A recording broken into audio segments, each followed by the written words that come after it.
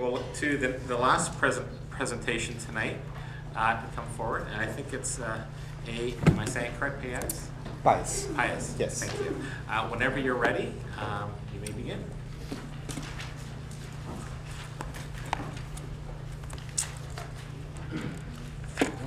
Thank you. Okay, so I'll just briefly introduce myself. My name is Antonio Paez. I am an associate professor of geography at McMaster University. I teach statistics, I teach demographic projections, I do research on transportation and cities and population. So I have some expertise on these matters. I'm also the parent of 2 children who attend George R. Allen, and I'm a citizen. And that last line needs a little bit of explanation. I'm originally from Mexico. And people in Mexico are seldom, I'll say never, really ask about their opinion about their schools, their institutions, the governance of their communities, and so on. I am now a Canadian citizen, and so I've been really proud to be engaged in this process of democratic participation. And it's something that I think has been a very important experience as someone who has come to Canada with the desire to make this country who has taken me also a better country. So in terms of what I wanted to talk about today, I thought that I'll first begin by saying that nobody that I know really disputes the financial situation that we face, that we have limited resources, that we have schools that need those resources, and so on. And there is a need to use those limited resources in an efficient way, use them wisely. The question that I have been asking all along is whether there is a strong case for, as you saw in the title, strategic disinvestment. When we have limited resources, we have more spaces across the board that we actually need. So we need to disinvest. And I think that that needs to be done strategically. My question is it really this the place to disinvest, and does that follow some meaningful strategy? Something that is important from my perspective, and thinking about some of the items that have been discussed before, there is the legacy of breakup, the software that is used to assess what are the needs of the schools in terms of planning for renovations and so on and so forth. And as we have heard, the system actually has not worked all that well, calling for renovation of stairs in places where no stairs exist. There is also the now infamous mistake that was made that led to some of the schools in this region to be classified as prohibited to repair. So these schools have already been the subject of some degree of disinvestment because of what essentially was a data entry error. What I mean by the legacy of breakup, or the loudest message that I think we get from this, is that mistakes happen, right? So that's something that happens. But it's really important in this context because we are asked by the staff recommendation to believe that the situation is the most pessimistic situation in terms of projections for enrollment. We're asked to believe that enrollment is going to drop in such a way. Now again, I'm a modeler, I do that professionally. If I see this, I wonder, what is the interval of confidence? In other words, what is the range of possible solutions? Are we looking at the most pessimistic one? And is there room there for, someone made a mistake? This is statistics.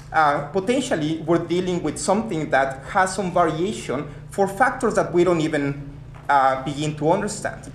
And what we see is that the staff recommendation is asking us to take the most pessimistic stand as the rationale for closing a school in this region, and then the most optimistic one in terms of the outcomes after the school has been closed, in terms of how wonderful learning will be in a renovated facility. There will not be overcrowding. Everything is going to be wonderful. Now the problem with that is that this seems to be a reflective approach to planning. It's reflective of a reactive approach to planning. So reacting to the circumstances as opposed to making decisions in a strategic way. And unfortunately, this sort of approach that reacts to the circumstances leads to circular reasoning, this type of circular logic. The school board is unwilling to invest in schools that may not be there in 10 years, and by not investing, right, makes those facilities unattractive, therefore ensuring that those facilities will not be there in 10 years. So can we do something differently? What I've been questioning is whether this is actually the place to make those disinvestments. Does this follow some strategy? And as we have heard repeatedly throughout the process, one thing that is valued by the communities and is valued by the city, and is valued not only by the city of Hamilton, is valued by cities across the world, is the value of walkable communities, which need walkable schools, not schools that require hundreds of kids to be bused to reach their educational facility. Why is this important? For multiple reasons. The research strongly indicates that healthy kids are better scholars. We can link healthy kids to positive outcomes in terms of their academic achievement. And we know that exercise is a simple and inexpensive way of making sure that we have those healthy kids that perform well in school. Now, that is something that happens not only in school. So we cannot really replace more physical education and continue to or start moving kids in other means of transportation. So this is promoting fitness, and this is what has become a target for communities around the world, making sure that that physical activity happens also not only inside the school in physical education programs and so on, but also outside the school, by making sure that kids have the opportunity to be physically active in routine activities like going to school.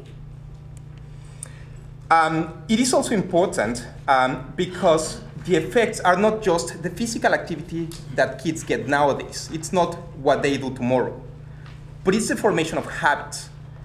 It's those kids who walk today, again, the research shows that will be much more likely to continue walking throughout their lifespan. Whereas kids who are driven or bused to their schools are much more likely to continue to rely on motorized transportation throughout their lifespan. So whatever decisions we make today will have an impact on these children that will continue throughout the life course. In addition to this, as we have heard repeatedly, and as we can see from the participation of the community, a walkable school also becomes a hub. It becomes a place that generates community. It's a place of encounter. It's a place where people see neighbors. It's a place where ties are formed. It's a place where neighbors actually become a community. And that is something that will be lost when kids are no longer walking, parents are no longer accompanying them, everybody's in their cars now or in their buses. We lose that hub that helps to generate a strong, healthy community. So the big picture is that cities around the world are trying to achieve what the staff recommendation proposes to close here. We know that this is part of a menu of solutions for healthy kids, for sustainable communities, for vibrant neighborhoods. The big picture also, when we think locally, is positive in most of the trends. We have job creation, so there was a question about the Innovation Park, a place that is going to generate employment, a place that is going to attract families. There are also developments in terms of student housing because of the demographic trends. We also see that these are very dynamic neighborhoods. Okay? Everything in the trends that we can see is supportive of walkable and livable communities. But not for Ainsley Woods without a school. We foreclose on that opportunity by closing that school. So we're asked to disinvest. And in exchange for what? Facilities for modern learning. As has been pointed out before, non-modern learning with the facilities that we have already the schools in the region perform much better than the schools across the board and much better than the province average. So we're gambling on getting better outcomes for schools that already do quite well, right? By saying that those new facilities, those modern learning environments are going to have a positive impact on any of these. So my question to you is, what is the vision? Do we really have a case for strategic disinvestment here? Disinvestment in this area would, in my expert opinion, lead to a self-fulfilling prophecy of declining enrollment. Okay? The vision, I think, should really be on schools, and these, by all accounts, are model schools, schools that support healthy kids, healthy communities, strong communities, and that, in the end, will be fiscally responsible over the long term with better academic outcomes, healthier kids, stronger communities. Thank you very much.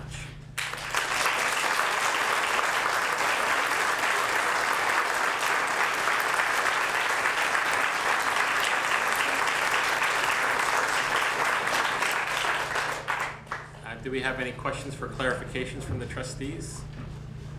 Trustee Orban? You're focusing on, of course, the old adage of healthy mind, healthy body, or vice versa. You're saying healthy body, healthy mind. But my interest is in that no transportation. So we heard through the, how accurate I don't know if this is, and maybe you could add some more light on it. They say, or it has been said, that to go to Prince Philip School, you only have about 2% of the children that are bused there. So when you look at 2% of 100%, are you saying that that community is viable because it's a walking school? Well, what we have there is mostly kids walking to school, mostly parents accompanying their kids to school. That's where they meet other parents. That's where communities are created. I think that all that will be lost. Now, what we know in terms of the evidence is that given a choice, most people will, even if given the opportunity to take buses, most people will decide to take their cars instead. Which means that now those kids who have the opportunity to see walking as the norm, that's what we do. It's normal. Now we'll see driving is the norm, right? And as I say, that has long-term implications, right? It's a process of reproduction in terms of how those norms are created and how they are sustained over time. So we're talking about hundreds of kids here who will be deprived of the opportunity of exercising on their very basic activities, going to school every day, and who will then adopt the norm or see as a norm, the use of essentially cars and buses for even the most basic activities of every day. Thank you. Any other questions, Trustee Turkstrom? Thank you very much. It's really more for staff. Can we get a clarification on the percentage of students who are bused to Prince Philip and to George R. Allen and Dalewood? Okay, thank you. Thank you very much. Trustee Brennan? Related to that, I would also be interested in knowing what it would look like if the staff recommendation was approved. So what would the busing look like then? Okay, thank you. Thank you. Staff has got that. Okay, now I'm looking for a motion. Thank you, Trustee Orban. Do we have a seconder? Thank you, Trustee Johnstone. And I'd like to thank our presenter and all of our presenters tonight for coming and taking the time to talk to us. Oh, yes, I guess we need to take a vote. All those in favor of the motion? Thank you. That's unanimous.